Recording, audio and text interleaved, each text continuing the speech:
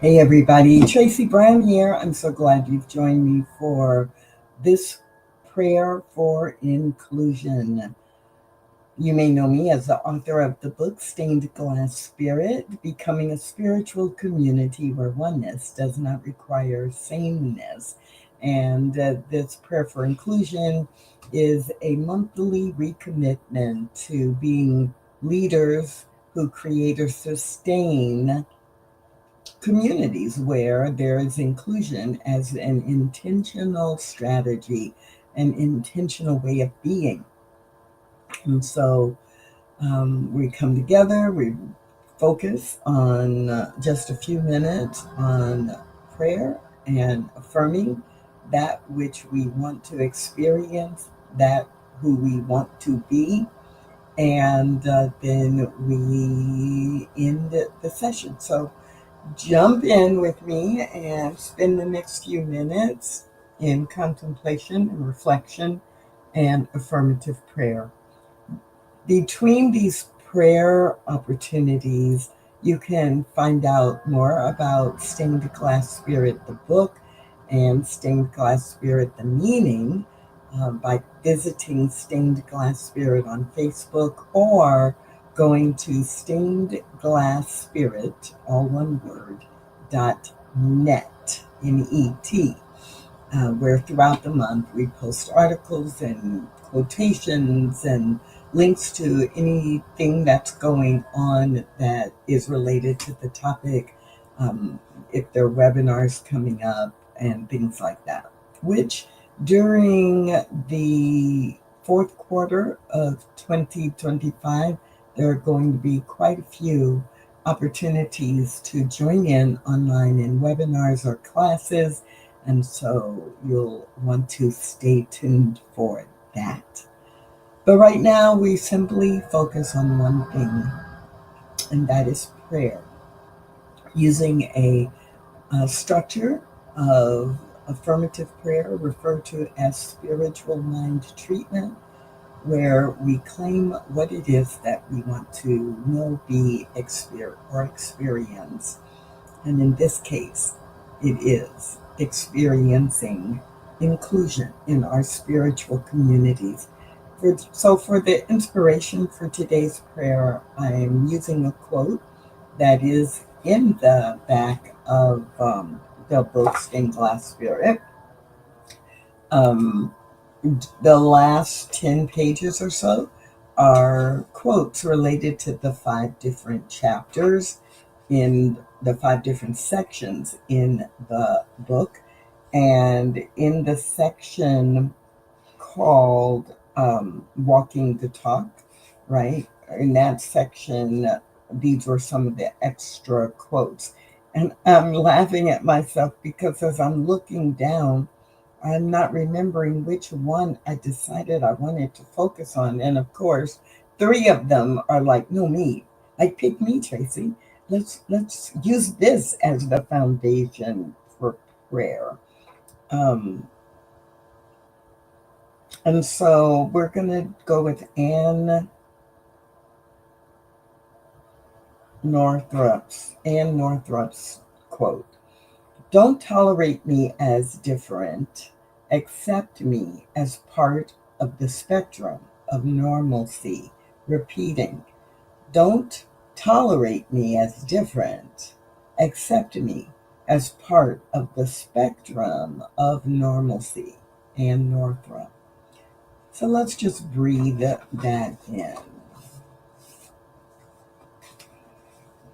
And in the next breath, remember that there's only one creator,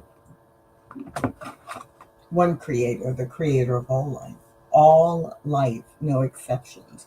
All life in its innate form is from this one source. It is the source that is infinite intelligence expressing as wisdom. It is the source of boundless love. It is the source of beauty and joy. It is the source of order, divine order and right action. It is the source of abundance. It is the source of all that is life. And knowing that it is the source of all that is life makes it easy to remember that it is the source of my life. It is the source of the life of everyone within the sound of my voice. It is the source of life, not only for the oceans or the sun or the wind or the mountain or the dog or the eagle or the cat or the bird. It is the source for over 8 billion individualized expressions of humanity alive right now, and all of humanity that has come before, and all of humanity that is yet to come into physical expression. One source. And so, knowing this and reminding myself that this one source is the source and the creator of all of life, it means that everything that is life has been created from this one source and has its qualities imbued within. And so for this moment, I simply focus on humanity and remember that all of humanity came from the same source and has that source within it. So I speak this word. Every human being has been created individually. That means every human being is an example of what the Creator considered normal. Normal, good, a representation of itself in human form, yes. And therefore, it is not mine to judge if someone is different from me. It is mine to look for the God within that person because they have been created by the same God that created me, yes.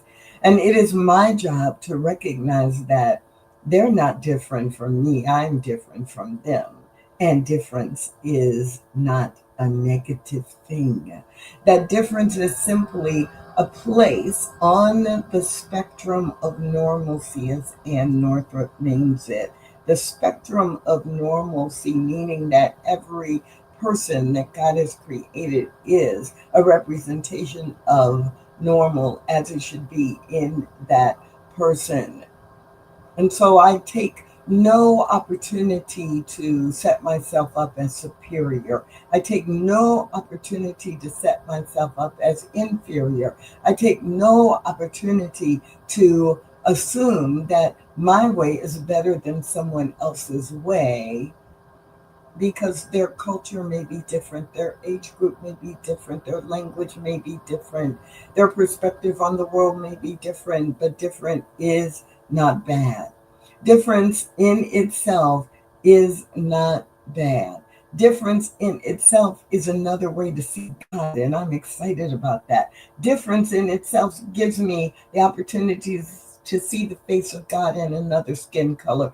Difference gives me the opportunity to hear a language spoken in a different collection of alphabets and syllables and sounds, and that is God speaking in a different way. Difference allows me the opportunity to reflect on that which is important to me and give the same weight to that which is important to someone else. This is the power of difference. It is not something to simply tolerate. It is something to be inspired by. It is something to be curious about. It is something to be educated about. It is something to be welcoming of. This difference is not to be tolerated. It is to be welcomed and enjoyed and valued and used appropriately. And so in this moment, knowing this is the truth, I simply absolutely stand in the knowing that every human being has some value. And every human being was created on purpose, for a purpose, because That is what God does. And I'm grateful for remembering this truth right here and right now, that there is no mistake. I'm grateful for remembering right here and right now that, as Ann Northrop says, there is a spectrum of normalcy. I am on it, as is everyone else. And this prayer, this treatment gives me the opportunity to not only claim it, not only remember it, but also commit to it. And so in that committing, I let go and I let God. I let go and I love God. I let go and I hold up all that God has created, knowing it is good. And if any of this resonates with you, then I invite you to anchor this deep within by joining me in saying, Amen. Ashe, and so it is.